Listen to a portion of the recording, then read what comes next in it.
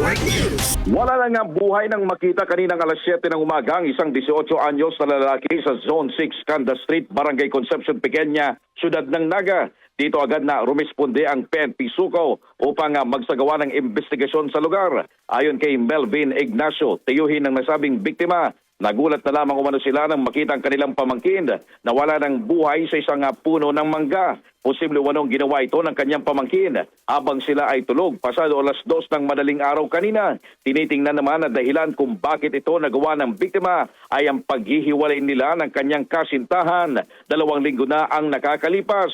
Dito na umano nila napansin ang pagiging balisa nito kung saan ay minsan hindi na rin ito natutulog sa kanilang bahay. Ayon pa sa kanya, naniniwala silang walang foul play sa sinapit ng biktima. Nanawagan naman ang mga barangay official sa Concepcion Pequeña na huwag mag-alinglangan na dumulog sa kanilang opisina kung may mabigat na problema ang pinagdaraanan. Kasama mo mula dito sa RMN DWNX Naga, Radyo Man Kevin Alba Tatak.